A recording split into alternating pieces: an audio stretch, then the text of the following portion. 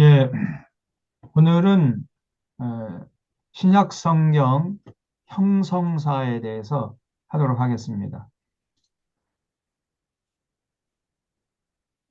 이제 지난주까지 해서 구약 성경 마치고 신구약 중간사도 다 마쳤습니다. 그래서 지난 시간에 이제 에, 유대인들 그 신구약 중간사 400년 말라기 시대부터 유대 광야에서 세례 요한이 이제 예수님이 오실 길을 준비할 때까지 그 400년 역사를 지난 두 시간에 걸쳐 살펴봤습니다. 그래서 이 전반기 200년은 페르시아 시대, 후반기 200년은 이제 헬라 시대하고 헬라가 이제 로마 제국에 의해서 무너지고 로마 제국의 식민지로 전락돼 있을 때 유대 광야에서 세례 요한이 등장해가지고 신약의 문이 열렸다고 말씀드렸죠. 그리고 예수님이 이제 등장하셔가지고 하늘의 모든 진리를 가르쳐 주시고 수많은 병자를 고쳐 주시고 하나님 나라를 선포하셨습니다.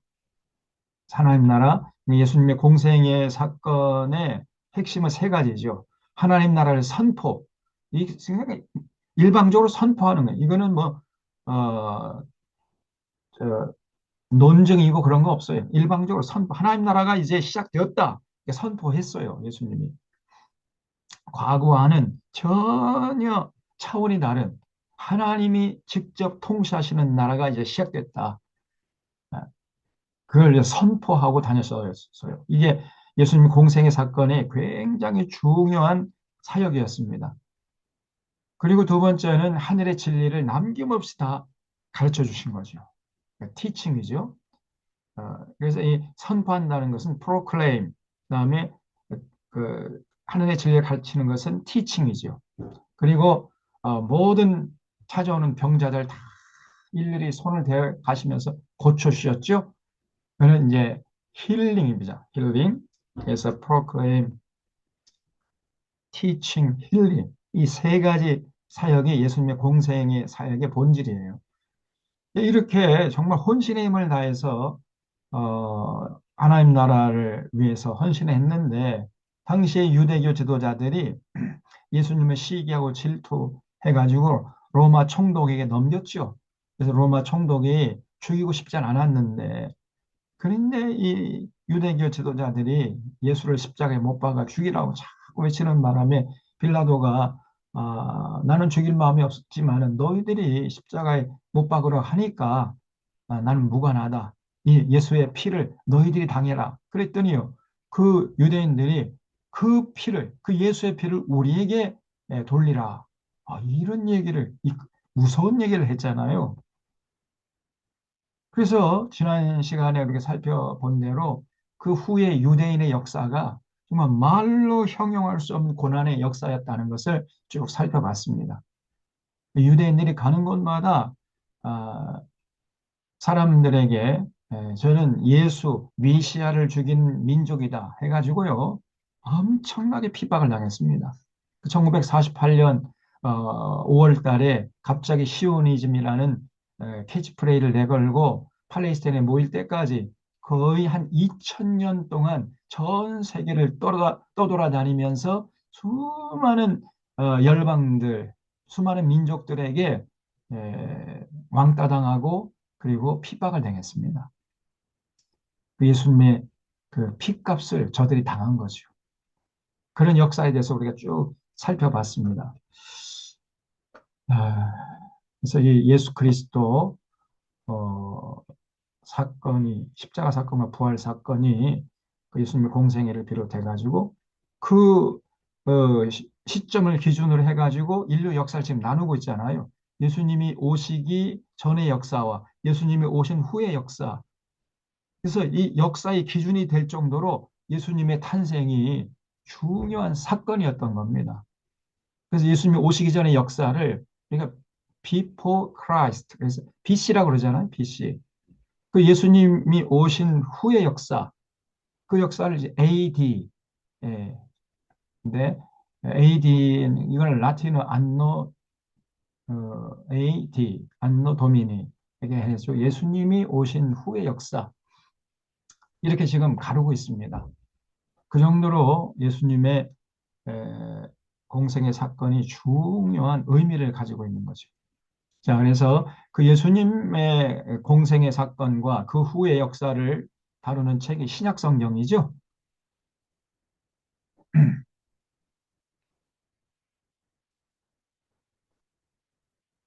그래서 오늘 신약 성경의 형성사에 대해서 살펴보도록 하겠습니다. 여러분 화면 보이시죠? 화면 나옵니다. 화면 나왔습니까? 예, 형성. 예, 신약 성경의 형성사. 이걸 좀 여러분 잘 아셔야 돼요. 어,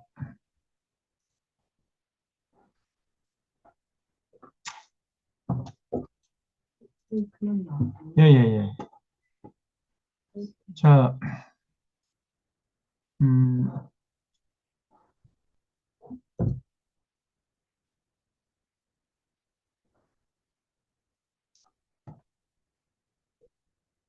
초대교회 초기에는 신약 성경을 기록할 생각을 안 했습니다.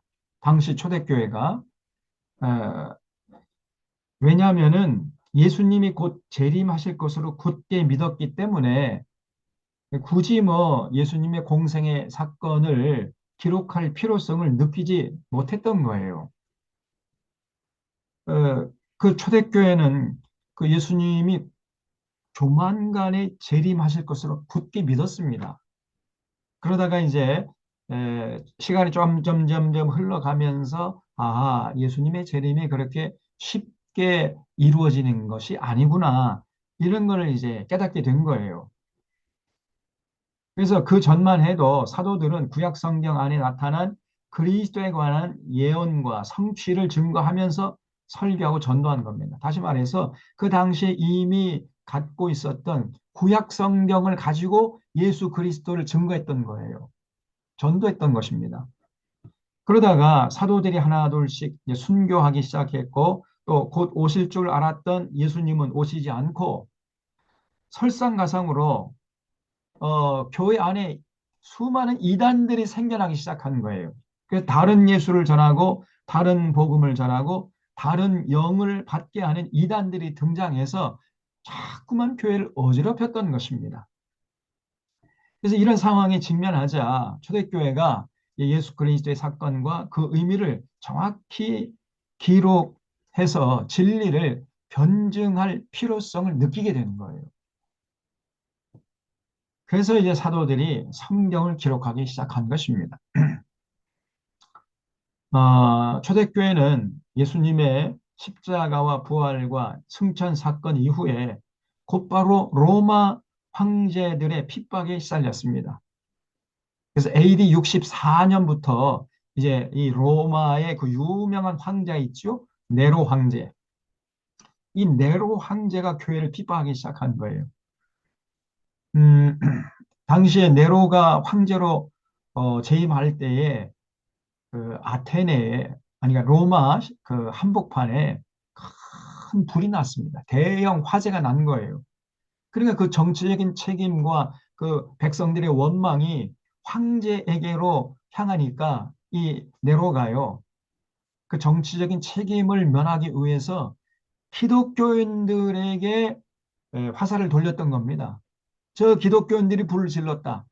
이렇게 누명을 씌워가지고 그때부터 이제 로마의 권력이 교회를 핍박하기 시작한 거예요.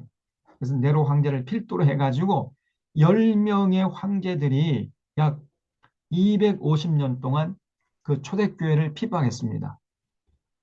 그러니까 그 초대교인들이 핍박당한 기간만 따지면 250년. 그래서 그 황제들이 이제 등극했다가 물러나고 등극했다 물러나고 어, 이제 등극하고 물러날 때는 조금 이제 핍박이 잦아들었다가 또 다른 황제가 등극하면 또 핍박이 시작되고 이렇게 해서 핍박 당한 기간만 합치면 250년입니다. 전체 기간을 합하면은 더 기간이 늘어나는 거죠. 그래서 초대교인들은 예수 그리스도를 믿는다는 이유로 다 잡혀갔어요. 그래서 감옥에 갇혀가지고 결국은 굶어 죽거나 검투사의 칼에 맞아 죽거나 화형을 당했어요. 굶어 죽거나 또 그 검투사의 칼에 맞아 죽거나 화형을 당하거나 아니면 사자밥이 되거나 이렇게 끔찍한 핍박을 당했습니다. 그런 기록이 그 신약 성경에 나오죠. 히브리서 11장 35절부터 38절에 보면은 여자들은 자기의 죽은 자들을 부활로 받아들이기도 하며 또 어떤 이들은 더 좋은 부활을 얻고자 하여 심한 고문을 받았어요. 심한 고문을 받았지만은 구차히 풀려나기를 원치 아니했고 어떤 이들은 조롱과 채찍질일 뿐 아니라 결박과 옥에 갇히는 시련도 받았으며 돌로 치는 것과 톱으로 켜는 것과 시험과 칼로 죽임을 당하고 양과 염소의 가죽을 입고 유리하여 궁핍과 환난. 예수 믿으면요, 이제 가난은 각오해야 돼.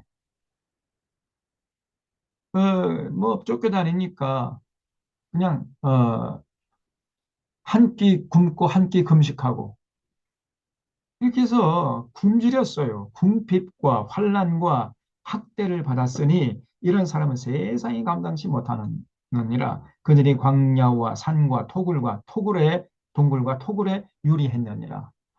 그러니까 예수 믿으면요.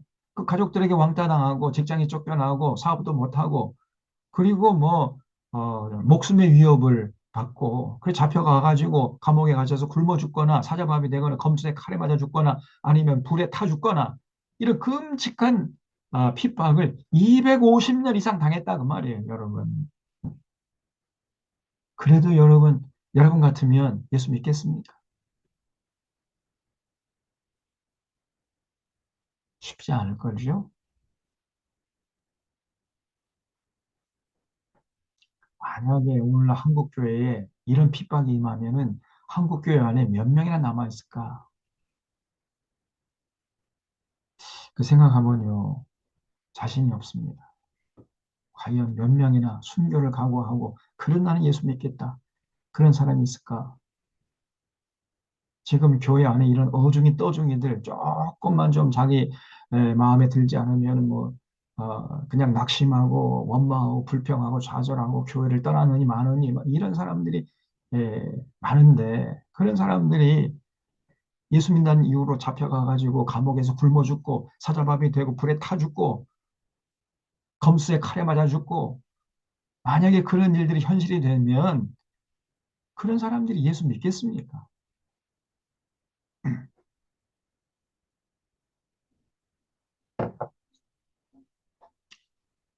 그래서 뭐 그런 어중이 떠중이들 이런 자들 뭐 모아놓고 교회가 부흥했다 이거는 참 넌센스죠 넌센스.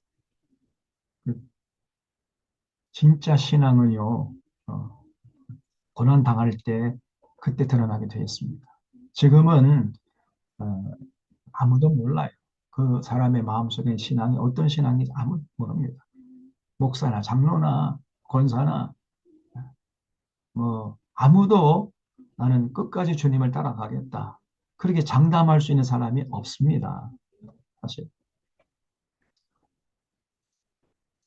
여기 보세요. 이게 지금 그 그리스 중부의 메테오라에 있는 대 메테오론 수도원에 가서 찍은 거예요. 그걸 다른 말로 이제 다른 표현을 하면 메갈론 메테오론이라는 그 수도원인데 거기에 가면은 그 성당 입구에 이런 그 순교자들, 초대교회 순교자들이 어떻게 순교했는가 하는 그림이 빼곡하게 그려져 있습니다. 이 그림은 뭐죠, 지금? 그 예수 믿는다는 이유로 잡혀와가지고 큰 솥에다가 사람을 집어넣고요. 응? 그 밑에서 불을 떼는 거예요. 그러니까 이 사람들은 그 물에 데쳐 죽는 거죠. 이 끔찍한 큰 솥에다가 사람을 집어넣고 그래서 그 물을 밑에서 불을 떼어가지고 사람을 데쳐 죽인단 말이에요. 그러니 수많은 초대교회 교인들이 이렇게 예수 믿는 이유로 죽어갔습니다. 이 사람, 이건 또 무슨 그 그림입니까? 이 사람을 묶어놓고, 예수 믿는 이유로 사람을 잡아다 묶어놓고, 몽둥이로 패 죽이잖아요. 이 끔찍한 이 꼴을 당하는 거예요.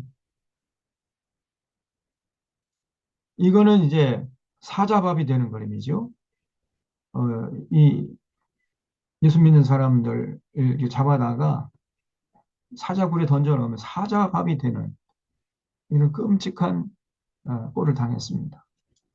또 이거는 이제 사람을 세워놓고 여기 뒤에 이제 그 영광의 광채가 있는 예수 믿는 사람들 의미하는 거죠. 그 이렇게 멀리에서 궁사들이 활을 쏴가지고 사람을 죽이는 거예요. 화살에 맞아 죽는 겁니다. 또 어떤 그림을 보면요, 사람을 마치 그 돼지 묶어가지고 앞에서 한 사람, 뒤에서 한 사람이 이렇게 돼지를 묶어가지고 이렇게 어깨에 메고 가잖아요. 그런 것처럼 사람을 손과 발을 이렇게 한 막대기에다가 묶어가지고 어?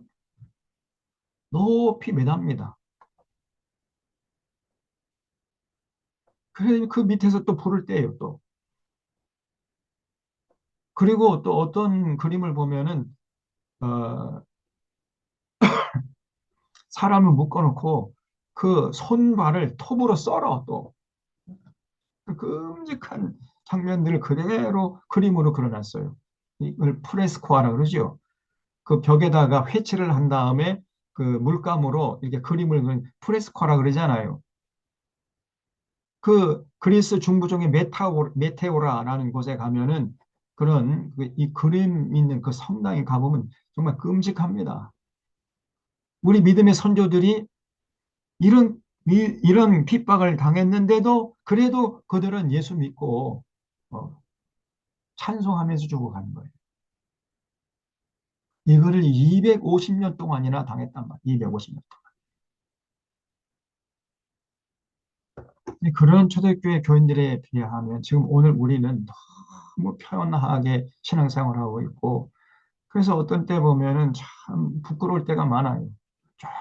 조금 뭐 서로다 해가지고 그냥 교인들끼리 서로 싸우고 다투고 뭐 교회를 떠나느니 마느니 뭐 이런 그런 광경을 보면은 목사로서 자괴감이 듭니다. 저런 사람들이 과연 예수님 때문에 손해를 감수하고 십자가의 길을 끝까지 갈 수 있을까? 진정한 믿음이 저 사람에게 있는 건가? 이런 회의가 들 때가 한두 번이 아니라니까. 내가 지금 여기 못 살아 있는가? 이런 회의감이 들 때가 한두 번이 아니에요.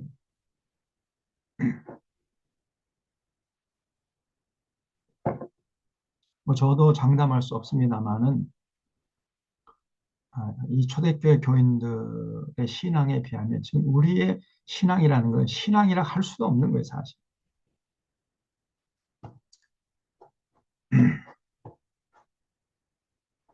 그 로마 제국의 초대 황제들 보면 그 아우구스투스죠.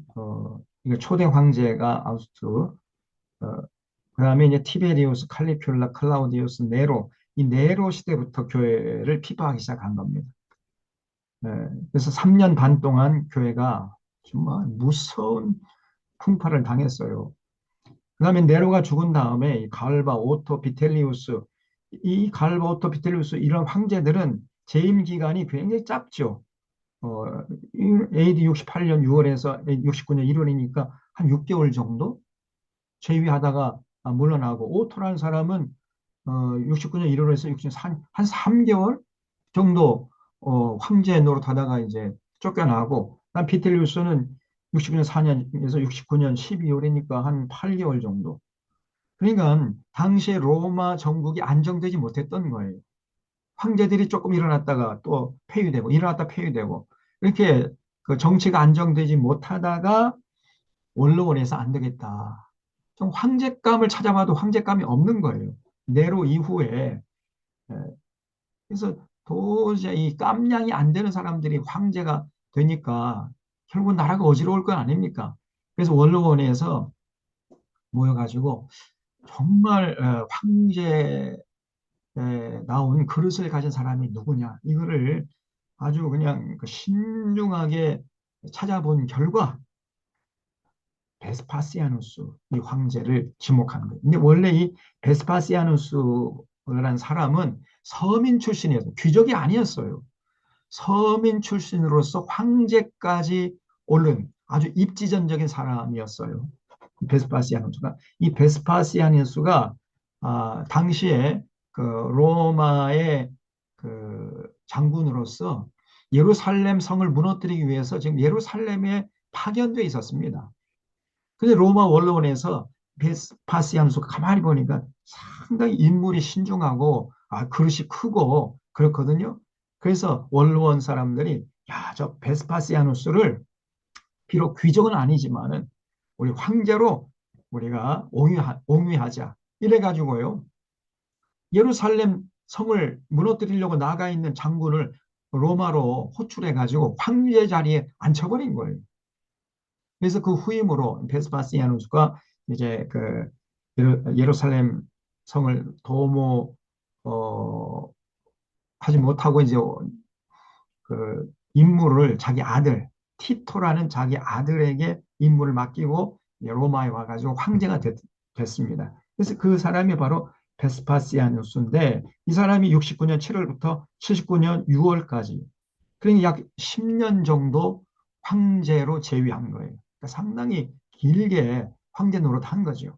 그러니까 전국이 안정됐단 말이죠. 그러다가 이제 죽고 티토 아까 말씀드린 대로 베스파시아누스 황제의 아들이었던 이 티토 장군 이 사람이 이제 예루살렘 성을 함락시킨 주인공이에요. 그래서 예루살렘 성을 함락시키고 당시에 예루살렘 성에 있던 유대인들 한 9만 6천 명 정도를 포로로 잡아와 가지고 로마의 원형 극장을 지은 그 사람이 바로 티토 장군이고 나중에 이 사람이 이제 황제가 됩니다. 티토 황제가 돼요. 로마에 가면 이제 개선문이 있거든요. 개선문. 그 개선문이 바로 이 티토 장군이 예루살렘 성을 함락시키고 돌아오는 것을 기념하기 위해서 그 만든 문이에요. 그래서 이 티토 장군이 나중에 이제 그 아버지 뒤를 이어서 티투스 황제가 됩니다.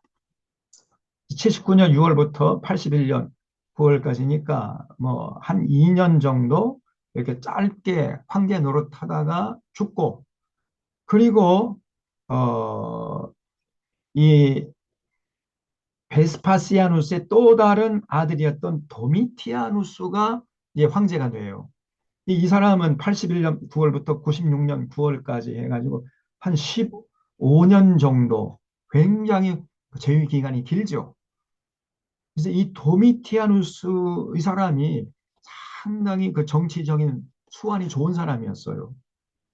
그래가지고 그 로마를 잘 다스려 나간 건 잘했는데 그러다 보니까 이 사람이 교만해져 가지고 자기가 신이다. 나는 황제면서 신이다. 그래서 나를 섬겨라. 그러니까 유대인들이 또 그 기독교인들이 우리는 여호와 하나님을 섬기겠다. 이렇게 하니까요. 괘씸히 여겨가지고 이 도미티아누스 황제 때에 두 번째 교회의 박해가 시작된 겁니다. 이때는 훨씬 더 길었어요. 1차 박해보다도 2배 정도, 7년 정도. 이 네로 황제는 3년 반 정도 핍박을 했는데 도미티아누스는 96년 9월 죽을 때까지 한 7년 정도 교회를 핍박했습니다. 말로 형용할 수 없는 피비린내 나는 박해가 이제 피바람이 불었던 거예요. 이렇게 해서 초대교회 10대 박해를 보면 제1차가 네로 황제, 2차가 도미티아누스 7년 동안 그다음에 세 번째가 이제 트라이아누스, 4차가 히드리아누스, 5차는 마르코스 아우렐리우스, 6차가 septimus 세베루스, 제7차가 막시마누스, 제8차가 데카우스, 그다음에 9차가 발레리아누스, 10차가 디오클라티아누스, 갈릴리우스. 이렇게 10명의 황제들이 바톤 타치해 가면서 교회를 핍박했던 겁니다. 수많은 그 순교자들이 이때 일어난 거예요.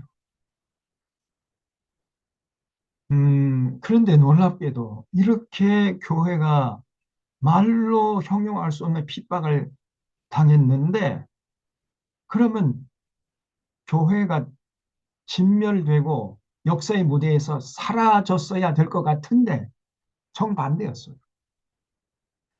교회가 핍박을 당하면 당할수록 더 무섭게 들불처럼 번져나갔던 겁니다. 진리는요, 절대로 무력으로 진압할 수 없습니다. 핍박하면 핍박할수록 더 무섭게 번져나가는 거예요. 진리의 속성이. 그러니까 기독교가 진짜 진리를 소유한 종교라는 사실을 여기서 입증이 되는 거죠.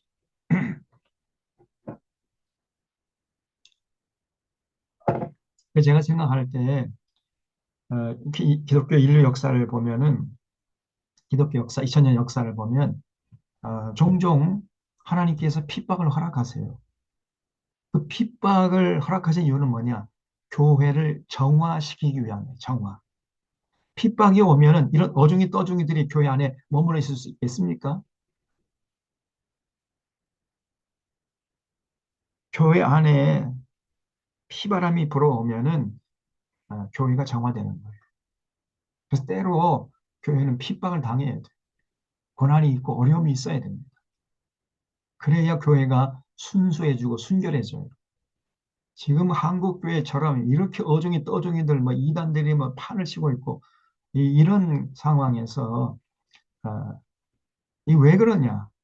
교회 핍박이 없기 때문에 그래요. 핍박. 핍박이 있으면요, 교회가 정화됩니다. 순수해지는 거예요.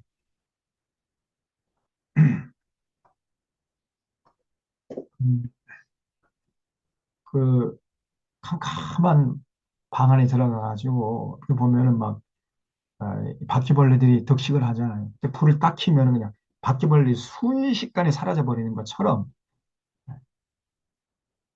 똑똑같아요. 교회에 핍박이 오면은 그런 어중이 떠중이들은 순식간에 사라지고 정말 순수한 신앙을 가진 소유자들만 남아 있는 거죠. 때로 그런 핍박이 필요합니다. 그래서 하나님이 이 기독교 2000년 역사 속에서 핍박을 허락하신 경우가 종종 있어요. 지금 우리 한국 교회 이 가지고 안 됩니다. 제가 볼 때. 그래서 기독교의 발흥이라는 책이 있어요. The Rise of Christianity. 이 책은 반드시 한번 여러분 일독을 제가 권합니다. 반드시 보셔야 돼. 지금 우리 교회 도서관에 사놨으니까 이 책은 반드시 보십시오. 로드니 스타크라는 사람이 이 사회학자인데, 이 사람이 초대교회를 연구하고 책을 쓴 거예요. 그래서 아니 도대체 이 초대교회, 그러니까 기독교가 일어날 때의 그 시대에 그 엄청난 핍박이 있었는데 어떻게 해서 교회가 사라지질 않고 더 무섭게 들불처럼 번져나가게 되는가? 그 이유가 뭐냐? 그 비결이 뭐냐? 여기에 대해서 책을 쓴 거예요. 어, 그래서 이 기독교의 발흥, 참 이 제목도 잘 달았죠? The Rise of Christianity, 발흥. 초기에 어떻게 해서 기독교가 전 세계적으로 번져나가는 종교가 됐는가? 음, 그 비결이 뭐냐면요. 첫 번째는 예수 그리스도의 십자가 사건과 부활 사건을 목격한 초대교인들은 무서운 핍박 속에서도 부활의 소망, 천국의 소망을 가지고 예수님의 가르침을 문자 그대로 받아들이고 실천하는 거예요. 예수님의 가르침을 그냥 문자 그대로. 여러분 그 마태복음 이제 앞으로 살펴보겠습니다만, 마태복음 보면은 산상수훈 나오잖아요. 그 산상수훈을 지금 우리가 어떻게 그한 길을 한 길 흘려보낸 대부분 그래요. 응? 아니 원수를 사랑하라는, 예수님 원수를 사랑하라. 실제로 예수님 십자가에 못 박아 죽어가면서 저들을 위해서 기도했잖아요. 우리가 과연 그렇게 하라고 그랬는데 그렇게 할 수 있겠느냐? 조금만 좀 자기가 손해 나면 그냥 막 증오의 이빨을 들이대는 것이 오늘날 에, 믿는 사람들의 모습 아니에요?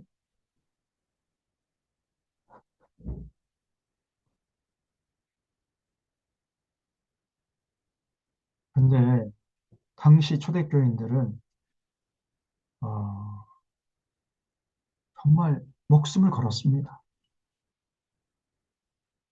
제 생명을 걸었어요. 왜냐?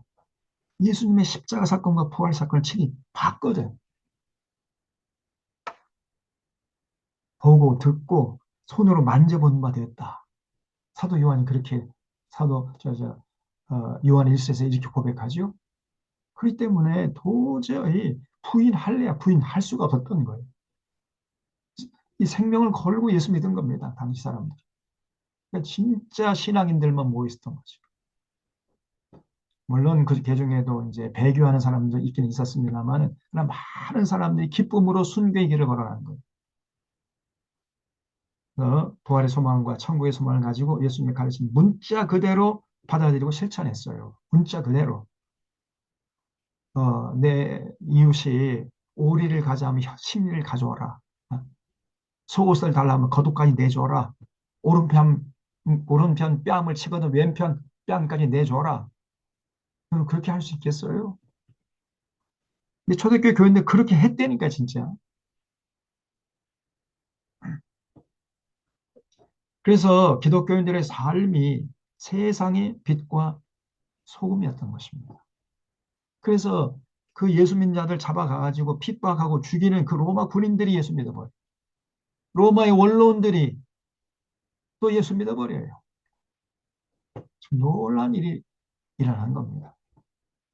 그래서 마태복음 25장 35절 40절에서 내가 줄일 때 내가 먹을 것을 주었고 목마를 때 마시게 했고 나그네 되었을 때 영접했고 헐벗을 때의 옷을 입혔고 병들었을 때 돌을 보았고 옥에 갇혔을 때 와서 보았느니라. 내가 진실로 너희에게 이르노니 너희가 여기 내 형제 중에 지극히 작은 자 하나에게 한 것이고 내게 한 것이니라. 정말 예수님 사랑하기 때문에 이 초대교회 교인들은요 지극히 작은 자 하나, 그 헐벗고 굶주리는 이런 이웃들을 돌아보고 나그네를 돌보고 거기에 신앙의 열정을 불태웠던 거예요. 그냥 종교적인 의식에 매몰되어 있지 않았습니다. 이 사람들. 진짜 삶의 현장에 나가서 예수님의 가르침을 그냥 문자 그대로 실천했다니까. 그게 진짜 믿음이죠. 그리고 기독교인들은요 무서운 흑사병이 돌 때 목숨 걸고 병자들을 간호해 줬습니다. 이 책에 그대로 다 나와요. 제가 이 책을 지금 요약해서 발제하는 거예요. 그러니까 부활의 소망을 가진 자들에게는 죽음의 두려움도 사라져가지고 목숨 걸고 주변에 이제 그 흑사병이 걸린 환자들을 돌보다가 그 기독교인들도 흑사병에 걸려가지고 같이 죽어가. 절대로 그 환자들을 외면하지 않았습니다. 환자 두고 도망치거나 뭐 그런 일. 이방인들은 환자의 어떤 그 전염병, 돌림병이 돌면은 다 환자를 그냥 팽개치고 도망쳐 버렸는데 기독교인들은 다 한 사람도 도망치질 않고 전부 다 병자들을 간호해 주다가 같이 감염돼가 같이 죽어요. 이렇게 실제로 문자 그대로 예수님의 가르침을 실천했단 말이죠.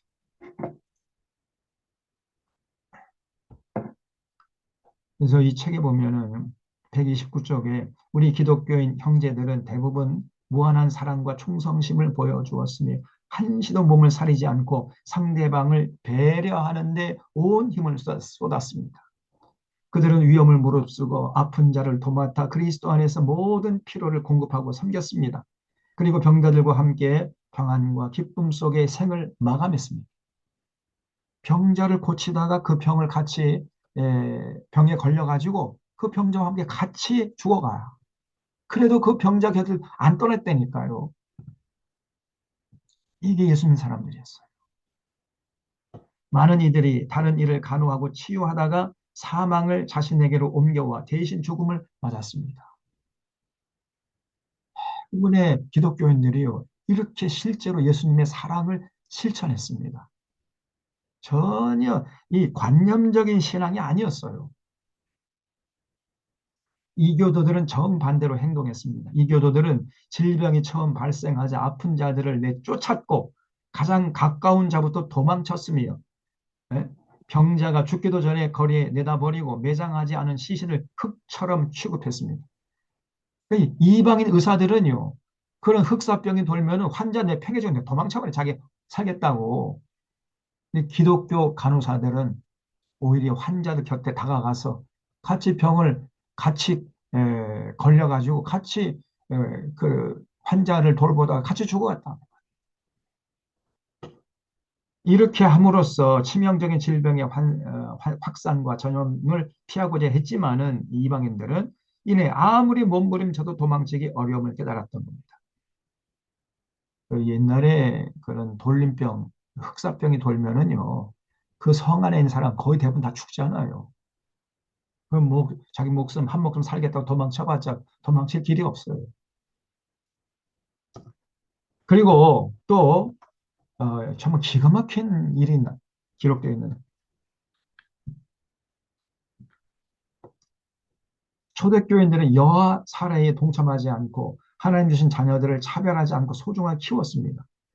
그 로마 문화가요, 굉장히 거친 문화입니다. 당시 로마 사회는 여아 살해가 문화로서 견고하게 자리 잡고 있었어요. 그러니까 여자 아이들이 태어나잖아요. 그래 여자 아이들은 뭐 이건 뭐 전쟁에도 못 나가고 말이야. 아무짝에도 쓸데없는 거다. 그래가지고 그 여자 아기가 태어나면 그냥 갖다가 버려서 시궁창에 남자 아기가 태어나면 소중하게 키우고 여자 아기가 태어나면 그냥 그 즉시로 갖다 버렸다니까요. 그래서 지금도 로마 시내에 이렇게 개발하기 위해서 그 땅을 파면은 갓난 애기 뼈가 발굴된다는 거예요.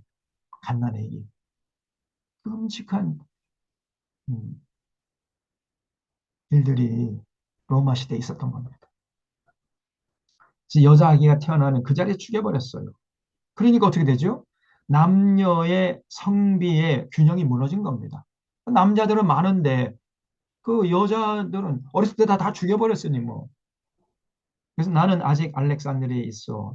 다들 돌아왔는데 나만 알렉산드리아에 남아있다고 걱정하지 말아요. 우리의 태어날 아들을 잘 돌봐줄 것을 당부하고 어떤 이제 그 지도층 사람이 편지를 한 것이 남아 있어가지고 그 편지를 여기서 소개하고 있는데 그 편지 안에 이런 내용이 나오는 거예요. 돈을 받는 대로 당신에게 보내주겠소. 아이를 낳는다면 남자면 키우고 여자면 갖다 버리시오. 이런 편지가 지금도 남아 있다는 거예요. 이게 로마 시대 문화였습니다. 로마 사회가 이렇게 거친 문화였던 데 비해서 기독교인들은요, 남녀 차별하지 않고 하나님이 허락하신 소중한 생명으로 알고 사랑으로 키운 거예요. 그래서 남자아기가 태어나든지 여자아기가 태어나든지 하나님이 우리 가정에 주신 소중한 생명이다. 이렇게 해가지고 주의 교훈과 훈계로 잘 키운 거예요. 그러니까 이제 이 기독교 가정에는 남자애들도 많지만 여자애들도 성비가 5대5 이렇게 비슷하지 않을 거 아닙니까? 그런데 이 로마 인들의 가정에는요. 남자애들만 바글바글해. 여자애들을 찾아볼 수가 없었던 거예요. 그러니까 이제 혼기가 되면 남자애들이 자기 신부감을 기독교 가정에 와서 그 신부감을 데려갔던 겁니다. 그러면 이제 로마 가정으로 시집간 기독교 여인이 결혼해서 결혼해가지고 아기 낳잖아요. 그러면 젖을 먹이면서 복음을 전해가지고 예수 믿는 아이로 키웠던 거예요. 이렇게 해서 복음이 퍼져나갔던 겁니다.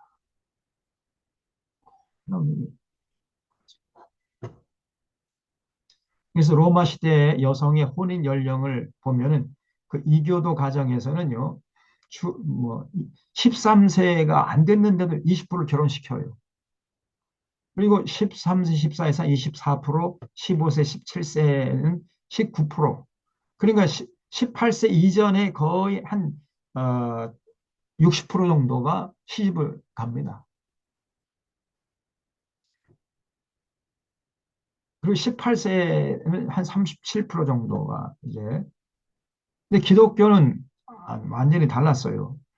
18세 이상이 돼야 거의 한 50% 정도, 18세 정도가 돼야 이제 시집가는 이런 그 분포도를 보이고 이거를 그 이 사회학자 작가가 그대로 잘 연구해가지고 그 책에 기록해 놓고 있습니다. 그래서 결혼 정년기에 배우자를 찾지 못한 로마 남자는 기독교 여성을 배우자로 맞는 일이 흔했습니다.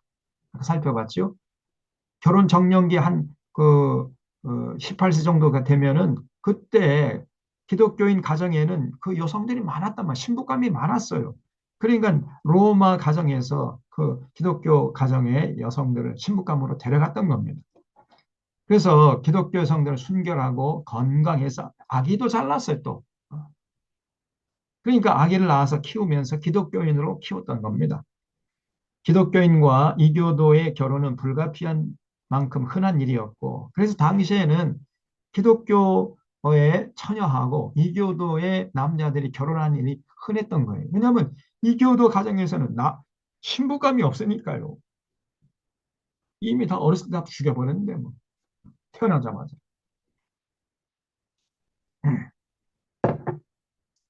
특히 초창기는 더욱 그랬습니다. 교회는 얻을 유익이 있었기 때문에 초기에는 이 결혼 관행을 배척하지 않았습니다. 그 유익은 바로 새로운 사람을 포섭할 기회였습니다. 그래서 사실 믿는 자들끼리 결혼해야 되는데 복음을 전하자는 그런 관점에서 이교도들과의 결혼도 허락했다는 거예요. 기독교인들이.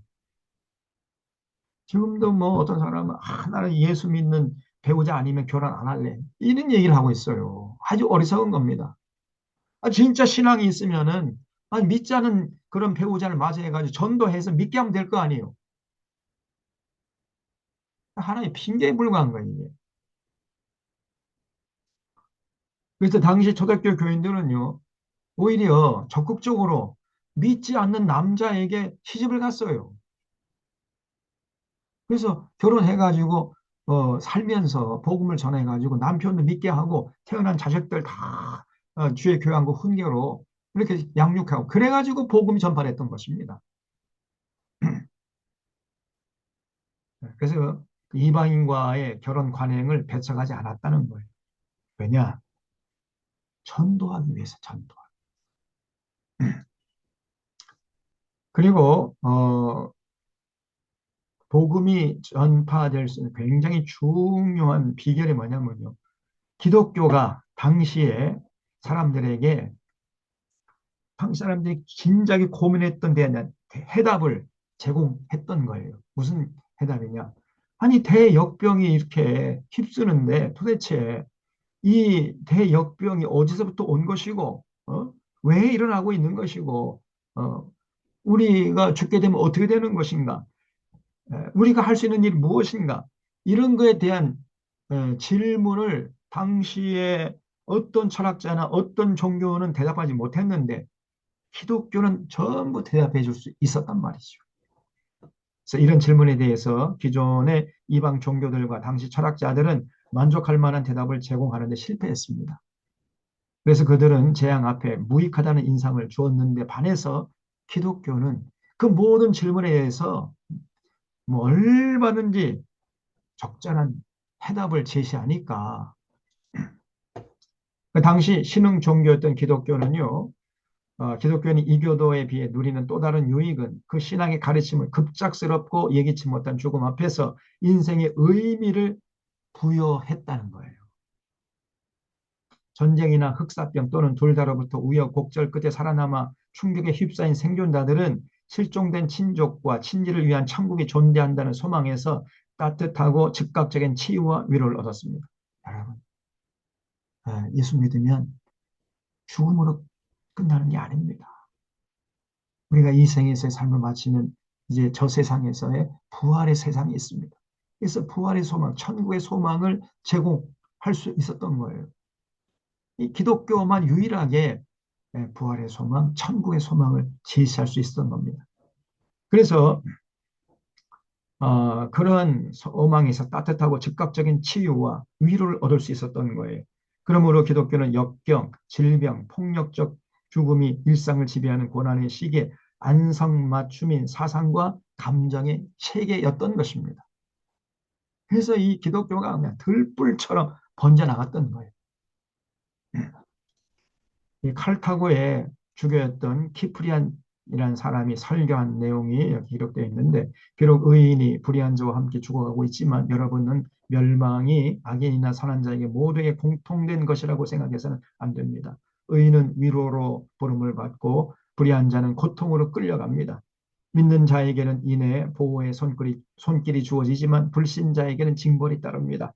고통스럽고 치명적인 이 역병과 흑사병이 각 사람의 공의를 검증하고 인류 정신을 되돌아보는 계기가 되니 얼마나 시적절하고 얼마나 필요한 일인지 모릅니다. 그러니까 기독교는 더 그 시대에 적극적으로 이런 공포스러운 역병과 흑사병이 도는데 오히려 그런 고난을 통해서 인류 정신을 되돌아보고 우리의 삶을 가다듬는 거니까 이것도 또한 유익한 게 아니냐. 또 건강한 자가 병든 자를 돌보는지, 친족들끼리 서로 사랑할 도리를 다하는지, 주인이 병든 노예에게 자비를 베푸는지, 의사가 고통받는 자를 버리지 않는지, 이런 게 전부 다 고난당할 때 드러나는 거예요. 다시 말하면 그 삶의 정체와 그 사람의 신앙의 정체가 그냥 드러납니다. 평소에는 몰라요. 고난당할 때 그 사람의 정체성이 여과 없이 그대로 드러나게 돼 있어요. 숨길 수 없습니다. 지금 이 키프란이 그런 흑사병이 돌고 역병이 돌아가는 수많은 죽어가는 그런 상황에서 이런 설교를 했다는 거예요. 그냥 뭐 얄팍한 위로의 설교, 잘 된다, 복 준다, 이런 설교는 찾아볼 수가 없어요. 왜 이런 어려움이 오게 됐고, 이런 이런 고난의 의미가 무엇인지, 야, 정말 이 정직한 설교 아닙니까, 이게? 예? 오늘 한국교회 강단에서 이런 설교를 들을 수가 없다니까요. 그냥 가서 교회 앉아 있으면 그냥 잘 된다, 복 준다. 헌금 많이 하라, 젠장, 그럼 하나님께 복 받는다. 이런 설교를 하고 앉아 있대. 그런 설교를 듣는 사람들이 어떻게 제대로 된 신앙을 가질 수 있었겠으며, 어떻게 이 고난의 시대에 그 신앙을 지켜낼 수 있겠습니까?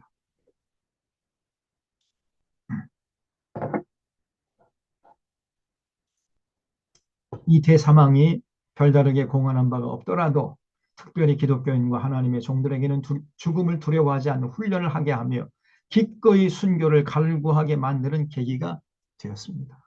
이렇게 설교를 해요. 우리에게는 이것이 죽음이 아니라 힘겨운 훈련입니다.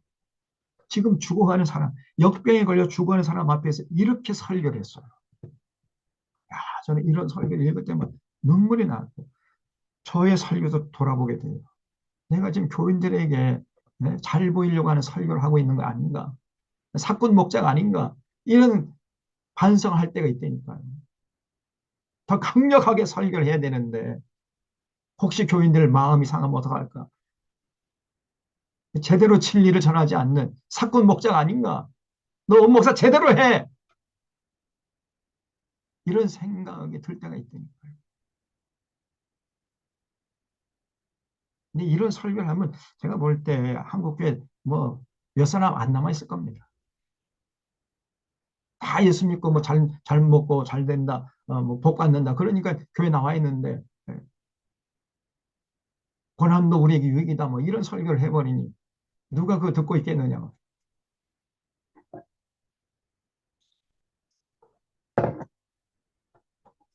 그래서 오히려 그런 고난의 시기가 죽음을 두려워하지 않는 훈련을 하게 하는 계기가 됩니다. 순교를 갈구하는 계기가 되었습니다. 이것이 우리에게 유익이다. 고난이. 이런 식의 설교는 지금 오늘날 한국의 강단에 들을 수가 없습니다. 기독교인에게는 이 훈련이 죽음의 두려움을 극복함으로써 면류관을 예비하고 앞으로 전진하는 영광이 됩니다.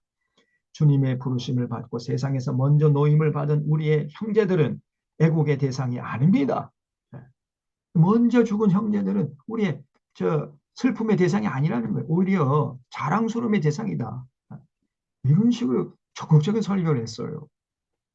그들은 잃어버린 게 아니라 먼저 부름을 받은 우리보다 앞장서 길을 떠난 자들입니다.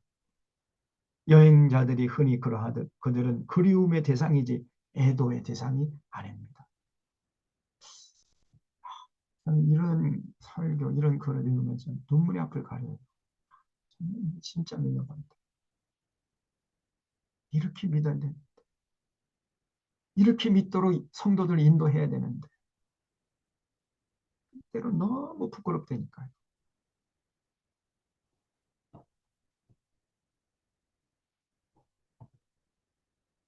그래서 어떻게 이 로마 식민지의 변방에서 일어난 예수님의 십자가 사건이 로마 제국을 삼켜버릴 수 있었는가?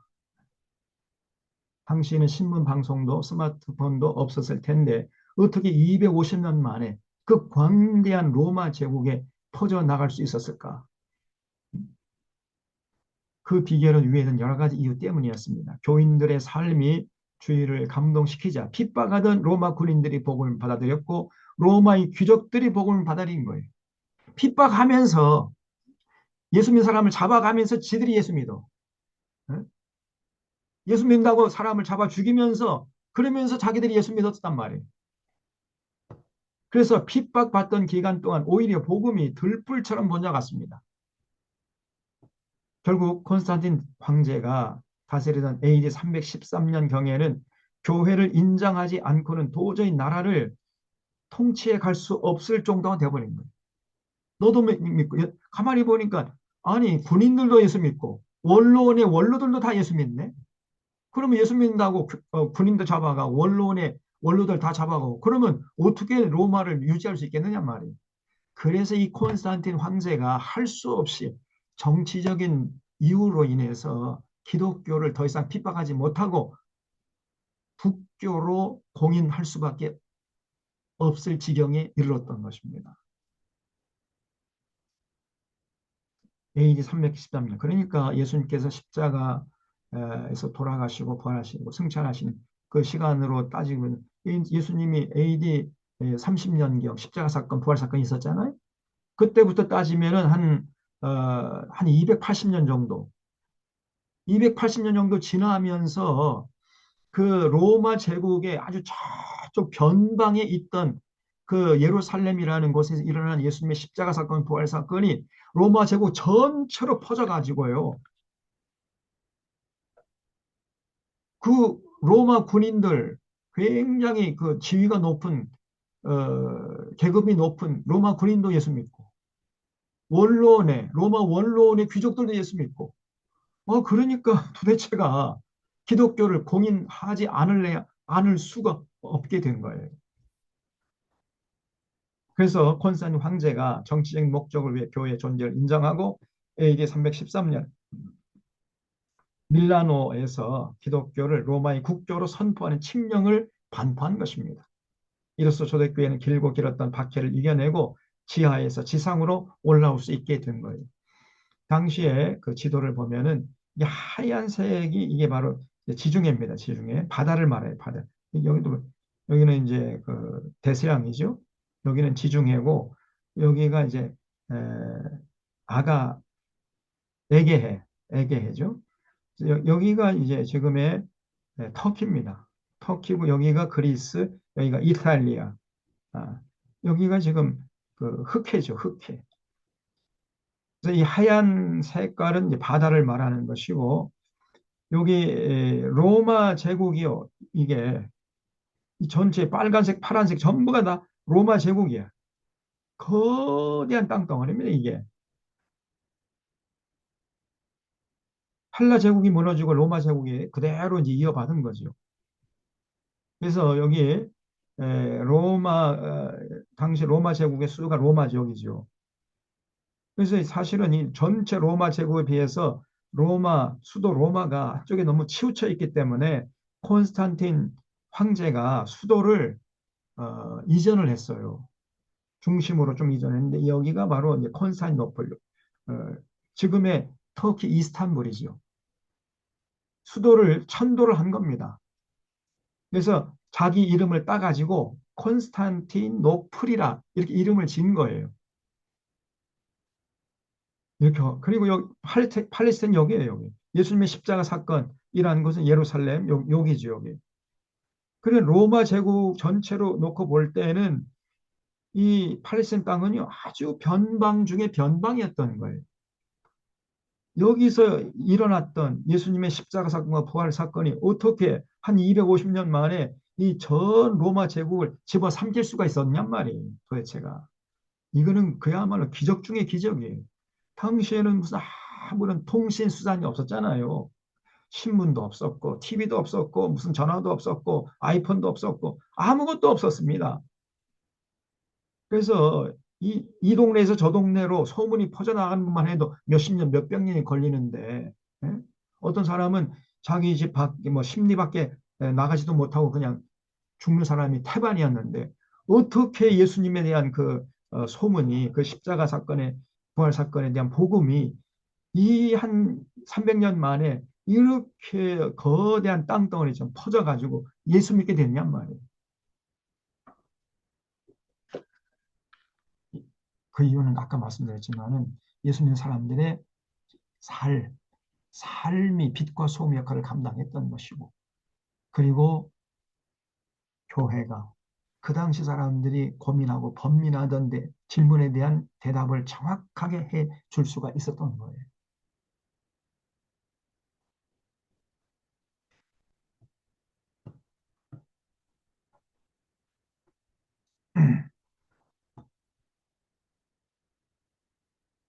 음, 해석이 교인들의 삶이 주의를 감동시켰던 것이고, 그리고 어, 기독교라는 그 진리가 당시 사람들을 그 필요를 충족해 줄 수 있었기 때문에 교회가요 전하는 복음이 순식간에 들불처럼 번져나가서 그렇게 핍박을 받는데도 전혀 그 들불은 꺼지지 않고 더 활활 타올랐던 것입니다. 여기가 지금 제가 그 구글에서 지도를 따온 건데 초대교회 당시 로마 제국인데 여기 보면은 이게 이제 지중해죠, 지중해.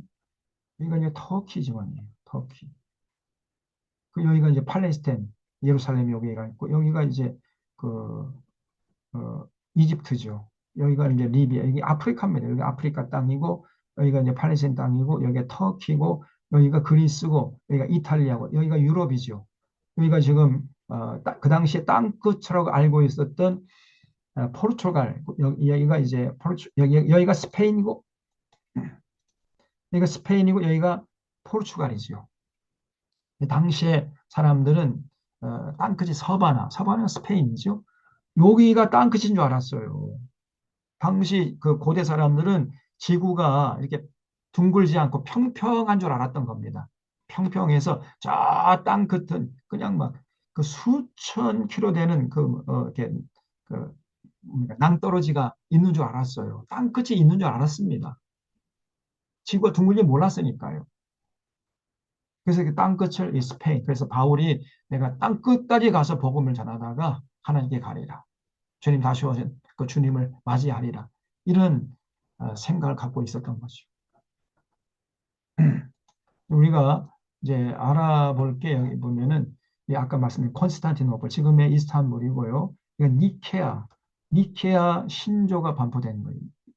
이거 알아두셔야 돼요. 니케아에서 이제 음, 당시 사람들이 핍박을 당하다가 콘스탄틴 대제가 여기 밀라노 칙령을 반포해 가지고 그 내용이 뭐냐면 더 이상 로마 권력이 절대 이제 교회를 핍박하지 않고 기독교를 국교로 공인한다. 이렇게 콘스탄틴 대제가 선포를 해버렸어요. 그래서 교회가 이제 지하에서 지상으로 올라왔는데 올라오자마자 문제가 생긴 겁니다. 무슨 문제가 생겼냐? 이 동네에서 고백하는 예수 그리스도와 저 동네에서 고백하는 예수 그리스도 신앙 고백이 달랐던 거예요.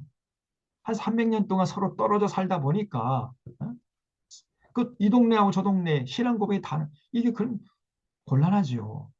그래서 이 니케아에서 초대교회 교부들이 모여가지고 회의를 했어요. 과연 예수 그리스도를 우리가 어떻게 믿고 고백할 것인가 회의를 했는데 두 가지 파가 있었습니다. 아타나시우파, 아리우스파가 있었어요. 치열한 논쟁을 했는데 아타나시우스파는 예수님을 아, 하나님이자 동시에 사람이다. 완벽한 하나님이시면서 동시에 완벽한 사람, 100% 하나님이시면 100% 인간인 존재다. 이렇게 주장을 했고요. 아리우스파는 아니야. 예수님은 물론 위대한 어떤 분이시지만은 그러나 하나님은 아니야. 하나님. 피조물이야. 피조물. 인간이야. 인간. 물론 위대한 성인이 위대한 가르침을 주신 분이시지만은 그 굉장한 능력을 행하시고 굉장한 표적을 보여주셨지만은 그러나 여호와 하나님의 반열에는 올라가지 못하는 피조물일 뿐이다. 이렇게 주장을 하는 거예요. 그래서 이런 주장이 이제 치열하게 격돌을 해가지고 논쟁 끝에 결론을 뭐냐? 아리우스파를 이단으로 정죄하고 아타나시우스파를 정통으로 인정합니다. 그래서 예수님은 누구냐? 하나님이시면서 동시에 사람이다. 이렇게 결론을 맺은 겁니다. 그래서 그 신약 성경에서 복음서에서 예수님을 하나님이시로 하나님으로 고백하잖아요. 또 동시에 죄와는 상관이 없는 참 인간으로 제시하고 있기 때문에 우리가 예수님을 하나님이신 사람이신 분으로 이렇게 받아들이고 있는 거죠. 그래서 우리가 예수님은 경배의 대상이면서 동시에 본받아야 할 본이 되시는 분이세요. 이 두 가지 성격을 다 여러분 잊지 말고 다 같이 겸비해야 돼. 예수님을 경배하면서 그러면서 동시에 예수님을 닮아가야 돼. 근데 오늘 한국 교회는 경배는 잘해요, 경배. 예수님을 높은 곳에 앉혀놓고 경배는 잘해요. 찬양과 경배. 그런데 삶의 현장에서 전혀 예수님의 삶을 닮아가려고 하진 않아요. 여전히 세상 사람들과 더 세속적으로, 더 속물 인간으로 살아가면서 예수 믿는데 전혀 예수님의 가르침 따를 생각도 없고 관심도 없고 세상에 나가면요 더 세상 사람보다 더 세속적으로 살아간다니까. 헛방입니다. 헛방. 그 예수 믿는 거 아니에요. 그런 사람에게 천국 주어지지 않습니다. 그건 진짜 신앙이 아니기 때문에. 진짜 신앙은 예수님을 참 신이요, 참 인간으로 믿고 동시에 두 가지 성격을 다 부여안고 신앙생활을 해야 돼요. 그래서 니케아가 알아둬야 되는 조그만 도시인데 니케아. 그다음에 이제 에베소. 그러다 보니까 무슨 문제가 생겼냐면요. 니케아에서 예수님은 참 신이시고 참 인간이다. 이렇게 결정하고 보니까 그러면 참 신이신 예수님을 낳은 그 어머니 마리아는 누구냐? 또 이런 문제에 봉착하게 된 거예요. 그래서 이 에베소에서 모여가지고 또 치열하게 논쟁을 벌인 끝에 예수님의 어머니는 누구냐? 단순히 인간인 여성이 아니라 하나님의 어머니다. 그래서 성모 마리아다. 성모라는 게 하나님의 어머니라. 이런 개념이 교회에 들어온 거예요. 그래서 그때부터 이제 마리아를 성모로 섬기기 시작해요. 성모. 그러니까 예수님을 낳은 그러니까 신을 낳은 어머니니까 신의 어머니죠. 그러니까 예수님보다 더 높은 그 위치의 자리매김이 됐던 거예요. 그래서 뭐 지금 캐톨릭에서는 어떻게 이제 지금은 뭐 단순히 피조물인 인간 여성인 마리아로 이렇게 해서 뭐 예수님보다 높은 분으로 이렇게 인정하지 않는다고 캐톨릭에서는 얘기합니다만은 그 중세 때만 해도요 예수님보다도 높은 자리에 있었어요. 성모. 예. 신의 어머니니까 신을 낳은 어머니다. 이 보통 여성이 인간이 아니라 신의 어머니, 하나님의 어머니다. 대단한 개념이 예, 들어갔고 그 결정을 한 곳이 이 에베소라는 곳이 에베소. 이 터키의 지금 서쪽 이제 에베소 소아시아 7개 나오죠. 그 에서버도 사벨라 요한계시록 보면 그 에베소 그 중심 도시입니다. 큰 도시였어요. 그다음에 이제 쪽에 알렉산드리아 학파가 있을 정도로 기독교인들이 이집트에 굉장히 많았습니다. 이 애굽 땅에 다 복음이 전파돼 가지고 지금도 알렉산드리아 신학교가 있었고요. 알렉산드리아 학파가 있을 정도로 여기서 이제 70여기 이제 번역되기도 했던 거예요. 그다음에 이제 칼타고 여기 리비아 카다피 아시죠? 카다피 리비아 옛날 이게 칼타고 여기 또 알아둬야 되고요. 그래서 이렇게 당시에 로마 제국의 지경이 이렇게 넓었는데 거기에 비해서 팔레스타인 예루살렘은 굉장히 변방에 있는 장소였는데 여기서 예수님께서 탄생한 십자가에 못 박아 죽으시고 돌아가셨는데 이 예수님의 십자가 사건에 대한 이야기가 전 로마로 퍼져나가지고 거의 수많은 사람들이 예수 믿게 된 거예요. 자, 이렇게 해서 이제 초대교회가 지상으로 올라오자마자 어려움에 직면하게 되었어. 아까 다 설명해서 빨리 다시 읽어 나가겠습니다. 이 동네에서 고백하는 그리스도와 저 동네에서 고백하는 그리스도가 달랐기 때문이었습니다. 갑바도기아의 예수와 에베소의 예수, 그리고 알렉산드리아 예수가 달랐어요. 신앙 고백이 다 달랐던 겁니다. 그러므로 지상으로 올라온 교회는 곧바로 예수님이 누구신가 하는 그리스도론에 대한 논쟁에 빠져들었던 거예요. 이것은 로마를 통치할 수 없을 정도로 심각한 문제였습니다. 신앙 고백이 다르니까요. 서로 갈등을 일으키고 반복할 거 아니겠습니까? 그래서 안 되겠다 해서 콘스탄틴 황제가 AD 325년 니케아라는 조그만 도시에서 이제 전부 다 당시 교부들을 불러 모아가지고 끝장 토론을 하는 거예요. 이것이 1차 니케아 공회입니다. 그래서 니케아에서 아타나시우스, 아리우스파의 치열한 논쟁이 벌어졌는데 아타나시우스는 예수 그리스도는 신성과 인성을 동시에 가진 존재로 주장했습니다. 그러니까 예수는 누구냐? 하나님이시면서 동시에 사람이다. 이렇게 주장했고 아리우스는 예수 그리스도의 인성만을 인정하고 신성을 부정했어요. 예수님은 위대한 성인이지 하나님은 아니다. 이렇게 부정한 거예요. 결국 니케아 공의에서는 니케아 신경을 공포하면서 예수 그리스도의 신성과 인성을 동시에 인정하고 예수 그리스도의 신성을 부정하는 아리스파를 이단으로 정죄한 겁니다. 니케아 공의의 결정은 곧바로 마리아의 정체성에 대한 논쟁으로 비워낸 거예요. 그렇다면 그 하나님의 아들을 낳은 마리아가 누구냐? 이제 이런 문제에 봉착하게 된 거죠. 그래서 단순히 인간의 어머니에 불과한 것인가? 크리스토코스인가? 아니면 하나님의 어머니, 세오토코스인가? 하는 이 질문에 봉착하게 된 겁니다. 치열한 논쟁 끝에 초대교회가 AD 431년에 에베소에 모여가지고 교부들이 이제 회의를 해가지고 마리아는 단순한 인간의 어머니가 아니고 하나님의 어머니다. 이 성모 마리아다. 이렇게 결론을 맺었어요. 그래서 그때부터 초대교회가 소위 성모 마리아를 숭배하게 되는 계기를 제공한 겁니다. 한편 당시 초대교회 안에는 다양한 이단 사상을 가진 사람들이 등장해가지고 교회에 혼란을 부추기고 있었어요. 2세기 중엽에 말시온이라는 사람이 구약의 하나님과 신약의 하나님이 다르다고 주장했습니다.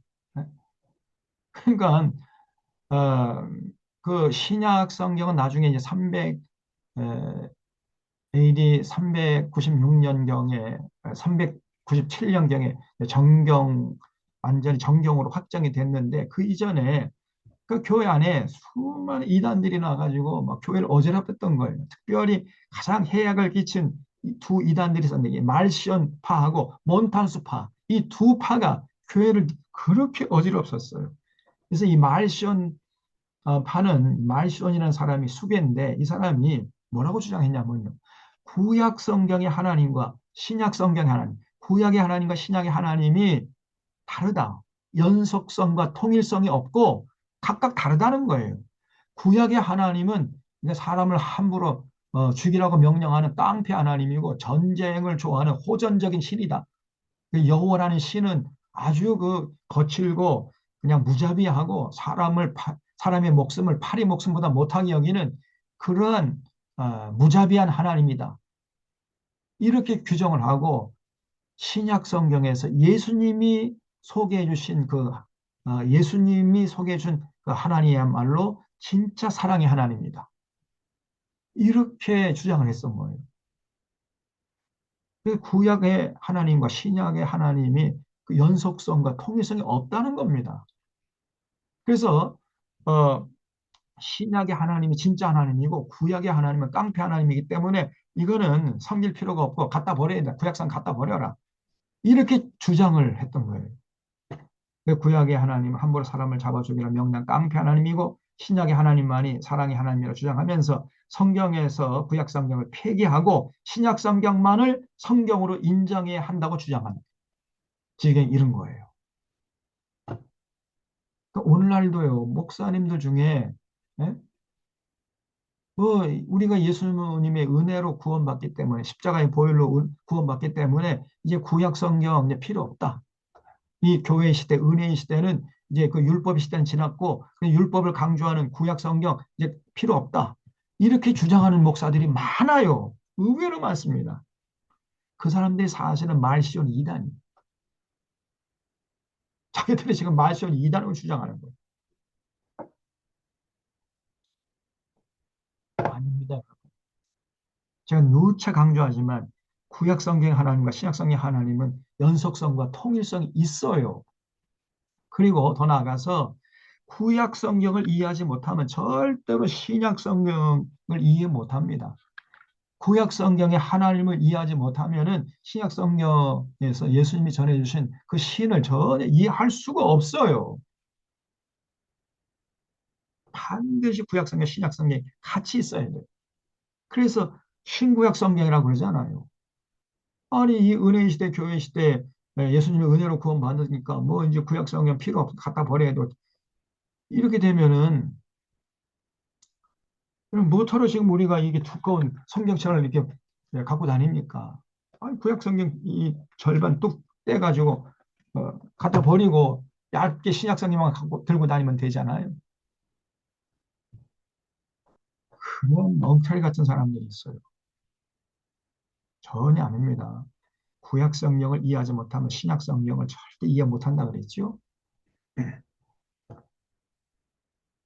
그래서 이 말시온 이단이 초대교회부터 있었는데 오늘날에도 여전히 이 말시온 이단들이 많아요.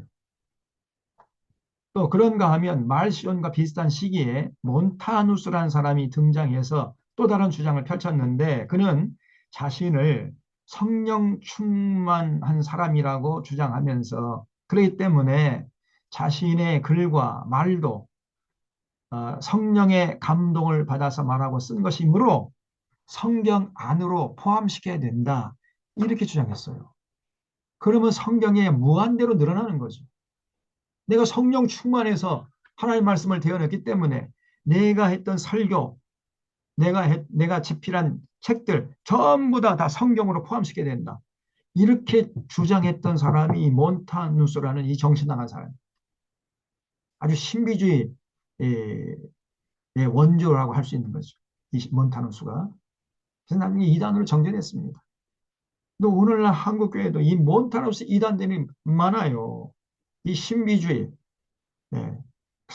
그냥 뭐 성령 임에 따르고 뭐 자기가 뭐 성령 은사 받았다 그러고 무슨 뭐 어떤 뭐 기적을 봤다느니 무슨 뭐 꿈을 꿨다느니 뭐 직접 음성을 들었다는 이런 신비주의 이런 사람들 전부 다 몬타누스라 계파의 이단들입니다. 거의 대부분 99.9% 그런 사람들 멀리 하셔야 돼요. 절대로 그런 사람들 교회 안에 용납하면 안 됩니다. 우리는 예수님을 통해서 예수님을 그리스도로 영접하고 예수님을 경배하고 예수님의 가르침을 따라 삶의 현장에서 예수님의 가르침에 입각해서 인생과 세계과 역사와 가치관을 새롭게 정립해가지고 거기에 입각해서 성실하게 정직하게 충성스럽게 살아가는데 거기에 초점을 맞춰야 돼요. 거기에 초점을 맞추고 신앙의 열정을 불태워야 됩니다. 그래서 기복신앙이나 이 신비주의 신앙 이런 것들이 교회 안에 들어오지 못하도록 해야 할 책임이 목사 장로에게 있는 거예요. 요즘 더 한 가지 더 들자면 이제 극우신앙. 극우 이념에 경도되어 있는 이런 목사 장로들이 너무나 많아요. 전부 다 아, 이렇게 교회를 지금 어지럽히고 있는 것들입니다.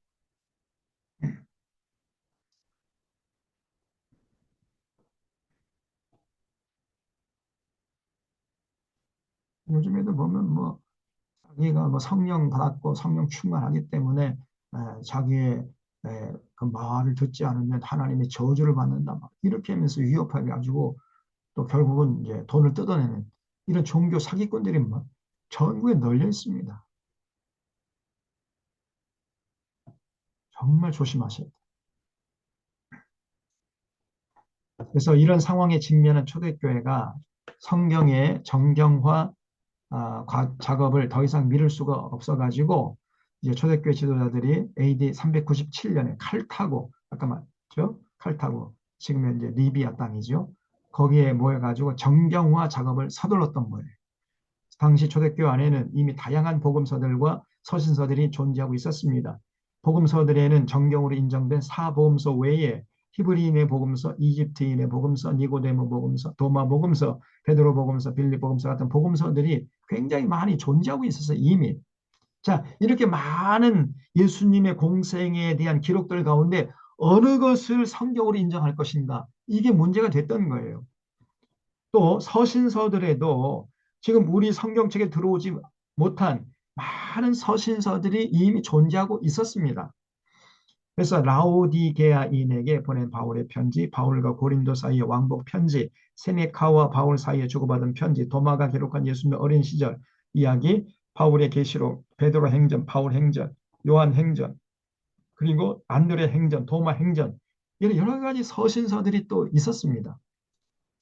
그래서 이렇게 많은 복음서들과 서신서들 중에서 현재의 신약성경에 들어온 27권만을 성경의 경전으로 인정하자라고 결정한 회의가 AD 397년의 칼타고 회의란 회의였던 거예요. 그때 정경으로 삼았던 기준이 뭐냐면요. 네 가지인데 첫째는 사도가 쓴 문서여야 됐어요. 이걸 사도성이라고 해요. 예수님의 제자로서 3년 동안 공생애를 보낸 그 사도들이 쓴 문서라야 성경으로 인정할 수 있다. 이렇게 기준을 세운 거예요. 두 번째, 예수 그리스도의 사건을 사실적으로 기록한 문서. 너무 뭐 이렇게 그 난잡하거나 또 뭐 정신 나 정도로 뭐 굉장히 또 뭐 추상적으로 쓴 이런 문서들은 배제됐던 것이고 사실적으로 예수 그리스도의 공생의 사건을 기록한 이런 문서들 중에서 우리가 신약성경으로 인정하자 이렇게 결정을 한 겁니다. 세 번째 기준이 뭐냐? 다른 문서들과 내용이 모순되지 않아야 되겠죠. 통일성입니다. 그래서 첫 번째 사도성, 두 번째 사실성, 세 번째 통일성, 그다음에 네 번째 이게 중요해요. 그 문서가 가진 내적 감화력 이거를 영성이라고 해요. 그 문서 자체가 갖고 있는 영성 이거를 보고 성경으로 인정할 것인가 말 것인가를 결정했던 것이에요. 그 중에서 가장 중요한 요소는 문서가 가진 내적 감화력이었어요. 다시 말해서 현재의 신약 성경은 성경 자체의 내적 권위가 성경으로 결정하게 했던 결정적인 힘이었던 거예요. 사람들이 모여가지고 자 이제부터 이 책만을 이 27권만을 성경으로 하자라고 해서 그때부터 성경의 권위가 생긴 것이 아니고 결정하기 전에 이미 그 문서의 내적 권위가 성경으로 존재하고 있었던 거예요. 그러니까 그 27권의 성경, 우리 신약 성경 안에 들어온 그 책들을 읽으며 수많은 사람들이 거기서 하나님을 인격적으로 만나고 거기서 깨어지고 거듭나고 변화되는 이런 거룩한 역사가 일어났던 것입니다. 그래서 후대 사람들이 야, 이 책들만큼은 다른 책들과는 좀 다르다. 이거는 성령의 감동을 받아 기록된 책이다. 해가지고 성경으로 인정했다는 거예요. 이게 그 문서 안에 있는 영성이라는 것입니다. 네 번째 기준, 굉장히 중요한 기준이었던 거예요. 그래서 그 성경 자체의 내적 권위가 성경으로 결정할 수 있었던 결정적인 힘이었고 사람들의 결정은 그 내적 권위를 인정한 것에 불과한 것이었던 거예요. 사람들이 신약성경의 문서를 읽고 묵상하면서 하나님의 놀라운 능력과 사랑과 은혜를 발견하고 깨어지고 변화되고 거듭나는 경험을 했던 것입니다. 이런 경험들이 모아져서 훗날 신약성경은 단순히 사람이 쓴 책이 아니라 성령의 감동을 받아 쓴 책으로 인정받게 된 거예요. 이런 과정을 통해 신약성경이 정경으로 확정된 후로 교회는 더 이상 어떤 계시도 필요하지 않았어요. 이제 왜냐하면 완벽한 하나님의 계시가 그 성경 안에 다 모아졌기 때문에 더 이상의 계시가 필요 없었던 거예요. 구약 성경과 신약 성경만으로 하나님의 계시가 완전하고 충분했기 때문입니다. 그래서 패트릭 헨리라는 사람이 굉장히 중요한 말을 했는데 신구약 성경의 가치는 인류가 역사 속에서 발행한 모든 책의 가치를 전부 합한 것보다 더 크다. 이런 유명한 말을 했습니다.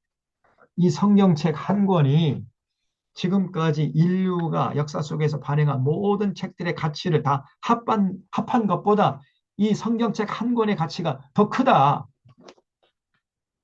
이 말을 했는데 저는 그 말이 동의합니다.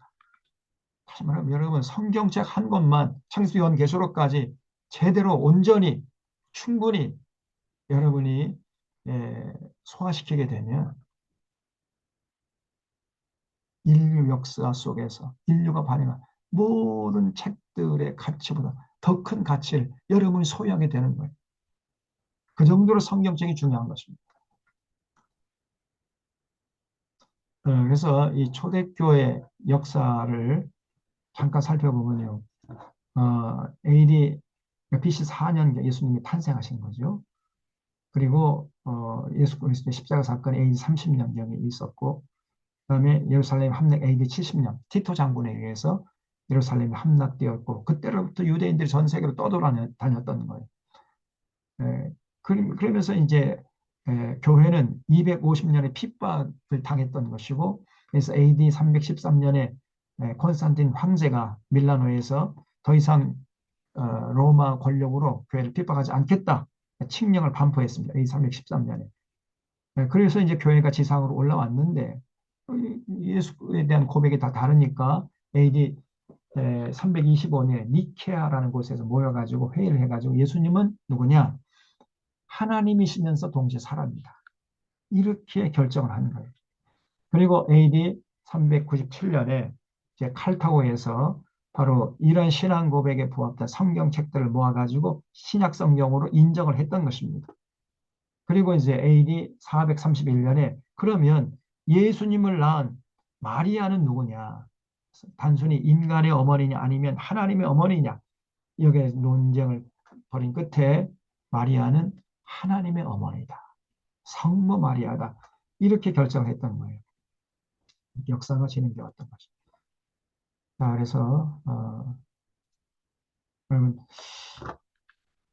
딱 9시네. 정확하게 1시간만 했습니다. 이제 신약 성경이 어떤 과정을 통해서 기록되고 어떻게 정경으로 결정돼 가지고 우리 손까지 들어오게 됐는가 하는 과정을 여러분이 이제 살펴봤습니다. 이제 많은 도움이 됐을 생각되고 다음 주부터는 이제 신약 성경의 상관관계에서 구체적으로 복음서부터 이제 들어가도록 하겠습니다. 기도하고 마치겠습니다. 하나님 아버지 참 감사합니다. 오늘도 1시간 동안 저희들 집중하게 하시고 우리가 지금 손에 들고 있는 신약 성경의 어떤 과정을 거쳐서 어떻게 정경으로 확정되었고 또 어떤 과정을 거쳐서 이제 기록되었는지 살펴봤습니다. 하나님 성경의 중요성을 우리가 깊이 인식하면서 정말 이 성경을 사랑하고 성경을 읽고 묵상하면서 성경을 통해 계시하시는 삼위일체 하나님 깊이 인격적으로 만나 하나님 사랑하고 그 하나님 의지하고 그 하나님의 말씀에 순종하며 살아가는 저희들 될 수 있도록 인도하여 주시옵소서. 한 주간 동의 삶도 주님 앞에 온전히 부탁드려 엎어 감사하오며 예수님의 이름으로 기도하옵나이다. 아멘. 네, 여러분 1시간 동안 경청해 주셔서 감사드립니다. 감사합니다. 여러분들 한 주간 동안 잘 보내시고요. 감사합니다. 다음 주에 뵙도록 하겠습니다. 목사님, 감사합니다. 고맙습니다. 수고하셨습니다. 음.